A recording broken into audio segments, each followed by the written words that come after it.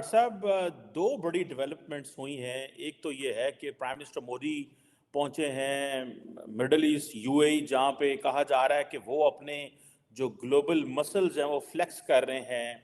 और जो वहाँ पे एक बाब्स मंदिर जो है, एक अथॉरिटी है जिनके तहत एक मंदिर जो है वो बनाया गया है, नरेंद्र मोदी साहब उसका इफ्तिताह करने वहाँ पहुँच गए हैं। और एक और बड़ी डेवलपमेंट ये है कि तार साहब, आपने ये कहा था, मुझे याद है मेरे शो पे ही कहा था कि इंडिया जो है वो कतर से अपने जो फॉर्मर रिटायर्ड नेवी ऑफिशियल्स हैं वो छुड़वा लेगा। तो वो आज यही हुआ है कि वो 8 नेवी जो के लोग थे वो आ गए हैं।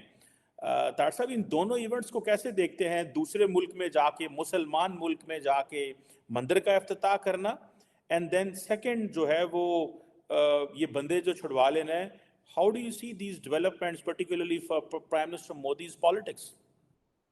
चीमा साहब, मैं बल्कि आज ना सिर्फ इस हवाले से भी बल्कि अपने देखने वालों से मैं आज क्रेडिट लेना चाहूंगा कि मैंने ना सिर्फ इसकी पेशगोई की थी कि कतर छोड़ेगा इन लोगों को, ऐसी कोई बड़ी बात नहीं। दूसरी ये थी कि जब मिसाइल के हवाले से आपको पता है वो जो एक खबर आई थी और बोइंग के हवाले से, तो मैंने कहा था कि ये नहीं रोक सकते, ये देंगे, ड्रोन्स भी देंगे और ये तैयारी भी देंगे। और दूसरे दिन ही खबर आ गई थी। उसकी वजह यह है कि चीमा साहब, मैं वाशिंगटन डीसी को देख रहा हूं इस वक्त, और I am sitting in Washington DC, और मैं इन्फ्लुएंस देख रहा हूं डायस्पोरा का। Thank you. बहुत शुक्रिया सर। आज तो पैकिंग हो रही होगी आपकी जाने की। आप इंडिया जा रहे हैं और एक्साइटमेंट मुझे हो रही है। आई विश के कभी मैं भी जा पाऊं, जो कि मुश्किल लगता है। पाकिस्तान में रहते हुए मुझे नहीं लगता कि मैं कभी जा सकूंगी, लेकिन सर जी, इलाहाबाद मेरा बड़ा दिल करता है जाने को, लेकिन अभी तक इलाहाबाद यूनिवर्सिटी से या कहीं से इनविटेशन नहीं आई। अगर मैं वहां गया तो then I would like to go and see. आपके नाना का या दादा का घर है? दादा का सर, पर दादा का घर, बल्कि ग्रेट ग्रैंडफादर का। वो नाम भी लगा हुआ है अभी तक। आई डोंट नो हाउ, लेकिन नाम वहाँ भी है। रिश्तेदार भी होंगे अभी तो। जी, डेफिनेटली होंगे। हाँ, है, बिल्कुल है। उनसे कोई राब्ता है आप लोगों का कि नहीं? कुछ खास नहीं है, लेकिन फिर भी थोड़ा बहुत है, जान पहचान है, पता है मुझे। तो वो मैं अगर हुआ तो मैं आपको फिर बता दूंगी ना, उनसे पूछ के पूरा एड्रेस वगैरह। तो सर, हम बात करेंगे सबसे पहले तो जो नरेंद्र मोदी जी, यानी कि जो कि इंडियन प्राइम मिनिस्टर हैं, वो तकरीबन 1 लाख के करीब जो है अपॉइंटमेंट लेटर्स जॉब्स के लिए उन्होंने देने, हो सकता है हमारी वीडियो आने तक दे भी चुके हों, क्योंकि वो आज का ही लिखा हुआ था। और उसके अलावा हम बात करेंगे पाकिस्तान के इलेक्शंस पे कि क्या हो रहा है, और अजीब गरीब रिजल्ट है। वैसे तो कभी कोई इलेक्शन मैंने ऐसा नहीं देखा अपने होशो आवाज में जो सही हुआ हो, लेकिन ये भी एक अजीब ही यहाँ पे तमाशा लगा हुआ है। तो क्या कहेंगे आप इन दोनों चीजों पे? जो पहली बात है, तो 1 लाख लोग जिन्हें नौकरी मिली है, उनके कितनी खुशी उन्हें होगी, आप अंदाजा लगाएं। नौकरी मिलना एक बहुत बड़ी बात है। वैसे ये इलेक्शन ईयर भी है, तो अब पार्टीज अपनी जो है वो इसके हैं, वो तरक्कियां करते हैं जो जिनको ग्रोइंग पेन्स आ जाएं, जो बोर होना शुरू हो जाएं, जो नशों में और वारदातों में लग जाएं, उनके हालात कोई नहीं होते। मैं जिस तरह मैंने आपको अर्ज किया था, आप जरा गूगल करके देखें इस वक्त न्यूयॉर्क के हालात, टाइम स्क्वायर पे क्या हो रहा है। 1,57,000 हिस्पैनिक जो है वो सारा दिन पिस्तौल लेकर दुकानों को लूट रहा है सारा दिन, और पुलिस जो है वो हाथ बांध कर खड़ी है। अगर पकड़ती है तो फौरन शाम को उनको बेल दे दी जाती है। लाचार है, मजबूर है। टूरिस्टों ने आना बंद कर दिया इस कंट्री के अंदर। मैं आज आपको यह भी बताना चाहूंगा कि कभी अमेरिका ट्रैवल एडवाइजरी देता था, फला मुल्क में न जाओ। मैं देख रहा हूं मुसलसल अब दूसरे ममालिक अमेरिका के बारे में ट्रैवल एडवाइजरी दे रहे हैं। दोस्तों, पिछले महीने ही प्रधानमंत्री नरेंद्र मोदी ने अयोध्या में नए राम मंदिर की प्राण प्रतिष्ठा कराई थी। अब 14 फरवरी को पीएम मोदी अबू धाबी में एक मंदिर का उद्घाटन करने जा रहे हैं। संयुक्त अरब अमीरात में यह मंदिर 27 एकड़ जमीन पर बनकर तैयार हुआ है। यह जमीन यूएई के राष्ट्रपति शेख मोहम्मद बिन लीज पर दी है। चुनावी साल में नरेंद्र मोदी के लिए यह अहम इवेंट है। साल 2015 में 16 अगस्त को नरेंद्र मोदी ने पीएम के रूप में यूएई का पहला दौरा किया था।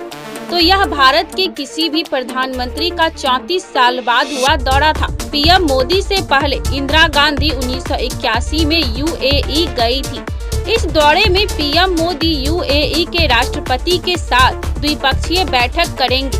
साल के वर्षों में दोनों देशों के बीच राजनयिक और आर्थिक साझेदारी बढ़ी है। पीएम मोदी यूएई के प्रधानमंत्री और दुबई के शासक शेख मोहम्मद से भी मुलाकात करेंगे।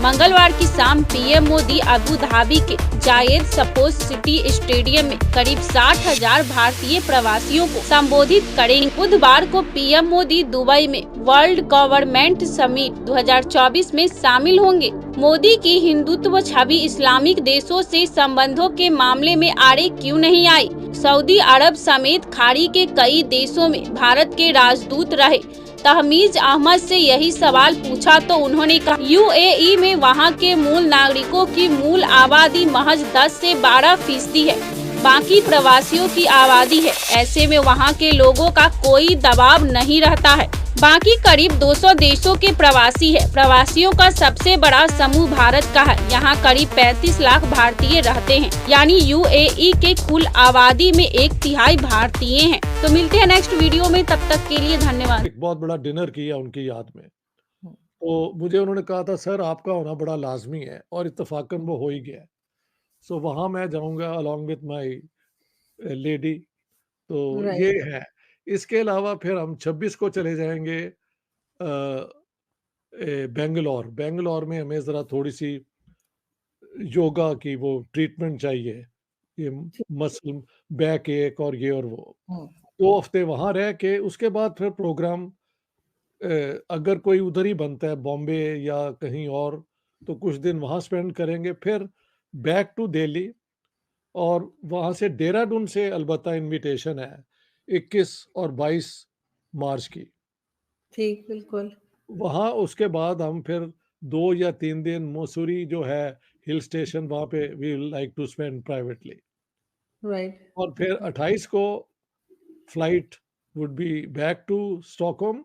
लेकिन अगर आप के कहने पे इलाहाबाद वाले बुला लेते हैं या कुछ, तो फिर मैं रिक्वेस्ट करूंगी इलाहाबाद वालों से जो हमें देख रहे हैं। यूनिवर्सिटी जी। हमको नहीं बुला। अपनी पॉलिसी लेके आएगी, वो 3 साल के बाद खत्म हो जाएगी। और आपको पता है कि जो पीएमएलएन है फॉर एग्जांपल, वो कहती है कि हम जो है वो, आपको पता है उनका एक कैपिटलिस्ट मॉडल है। वो कहते हैं हमने ये जो जितने भी वाइट एलिफेंट्स हैं, स्टेट एंटरप्राइजेज हैं, इनको सेल कर देना है। पीआईए, रेलवे, स्टील मिल, ये वो आते हैं, वो कहते हैं नहीं हमने तो नहीं करना, हमने तो इनको रखना है, हम नौकरियां देंगे सरकारी। How do you see this 5 years, अगर ये 3 साल 2 साल फॉर्मूला है? चीमा साहब, मैं उस पे बल्कि आपको बताना चाहूंगा कि इस वक्त आपके होने वाला क्या है, जो एट द लार्जर स्केल, मैं वो बताना आपको इसलिए चाहूंगा कि चीमा साहब आपकी अदालतें इस वक्त पिटीशंस के साथ भरी जा चुकी। वो समझे कि अगले 2 साल कोई अवाम को वो कानूनी काम नहीं करेंगे, सिर्फ यही केसेस सुनेंगे। एक तो ये है। दूसरा, उसमें मैं ये पूछना चाहूंगा कि ठीक है, ये करना चाहते हैं जो करें, लेकिन ये बताएं कि दोनों लोगों को आप पहले ट्राई कर चुके हैं। बिलावल भुट्टो साहब ने सिंध में कितनी डेवलपमेंट की? शहबाज शरीफ साहब पिछली दफा आए थे, इन्होंने कितनी डेवलपमेंट की थी?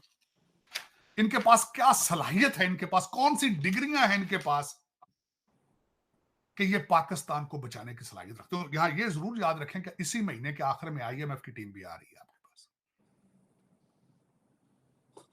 दूसरा चीमा साहब, मैं दर हकीकत मैं जो अपने गुस्से का इजहार करता हूं, उसके पीछे बहुत गहरे जख्म है। मैं उसकी मिसाल देना चाहता हूं। डॉक्टर नदीमुल हक हैं आपके पाइड के जो इस वक्त चेयरमैन है। जी जी। उन्होंने कहा कि मैंने बड़ी रिकमेंडेशन दी है फेडरल गवर्नमेंट को।